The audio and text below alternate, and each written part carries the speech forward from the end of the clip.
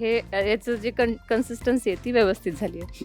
नक्की ना? हो हो. मग आता ह्याला किती वेळ ठेवायचे 5 काचेच्या मिनिट पेटीत? ठेवूया फक्त ठीक आहे. आणि मग तवा टाकून त्याच्यावर डायरेक्ट ते थापून घेऊन करून टाकू. चालेल चालेल. फगळणं माहित नाही मला कुठल्या टप्प्यावरती आहे, पण त्याला असंच 5 मिनिटं ठेवूया आणि मग करूया पुढची कृती. चला.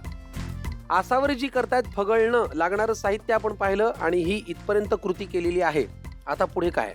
आता काही नाही, हे पाण्याचा हात घेऊन याचा हातावरच व्यवस्थित अंदाजे गोळा करायचा आणि याच्यावर थापून घ्यायचं उरलेलं.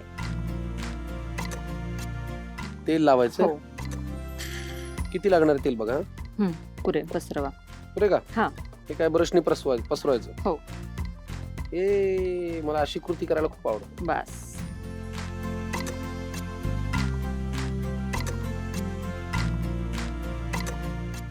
वा, कलाकुसर लागते बरं काय करायला. कधी कधी काय होतं, 30 पोळी भाजी खाऊन आपल्यालाही कंटाळा येतो. बरोबर. मग अशा वेळेला हे फगळणं मला वाटतं मस्त ऑप्शन आहे. हा, बस बस बस पुरे. त्याच्यात थोडं तेल सोडा आणि ते वरचं सुकलं की ब्रशने एकदा वरती पण तेल लावून घेऊया. थोडं अच्छा. सुकू द्यात. हा.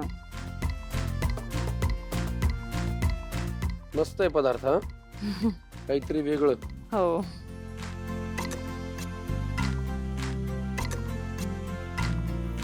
बघू मला जमतंय का. जमेल ना रे. अरे वाव. क्या बात है. मला पण चॅलेंज नाही. हा, छान. फगळणं खायचं कशा बरोबर?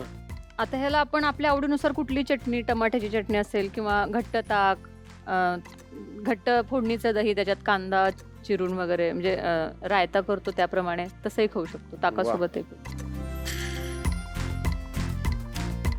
वा, छान खरपूस झालंय की. हो, हो झालंय हे. हो.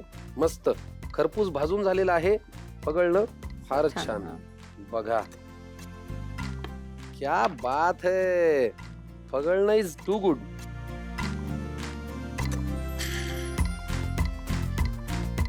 याच्याबरोबर साजूक तूप असेल, दह्यामध्ये कालवलेली दाण्याची चटणी असेल, टोमॅटोची चटणी असेल, फारच उत्कृष्ट. वा, फगळणं तयार आहे. आणि सोबतीला जरा एक चिरलेला कांदा ठेवलाय. हो. है ना? खाऊन बघायचं का लगेच? हो. घ्या, एक घास तुमचा, एक घास आमचा. मराठवाड्यातली माणसं फगळणं. चांगलं जमलं. स्वतःला कॉम्प्लिमेंट देत आहेत. ना, आधी स्वतःला आवडलं तरच इतरांना आवडेल ना. पण एक खरं सांगू का, याच्याबरोबर जरा असं सकाळी किंवा दुपारच्या जेवणाला ताक असेल तर मजा येईल की हो. नाही? आमच्याकडे आहे ताक, मी घेऊन येतो. जरा हा. थांबा. बघा, ताक हे नुसतं पिण्यात मजा आहेच, पण ताकाबरोबर जर काही चव ऍड झाली, जसं उदाहरणार्थ फगळणं, याच्याबरोबर दाण्याची चटणी असेल, टोमॅटोची चटणी असेल तर मजा येते. तसं ताकाबरोबर त्याला थोडस असं वरतून काहीतरी मसाला मसाला घातला की परफेक्ट गाणं आणि तंद्री लागणं यातला जो फरक आहे तो त्याच्यामध्ये आहे. तर तो ताक मसाला मी घेऊन येतो, मग आपण ताक पिऊया. वा, आलोच. थांबा, जाऊ नका.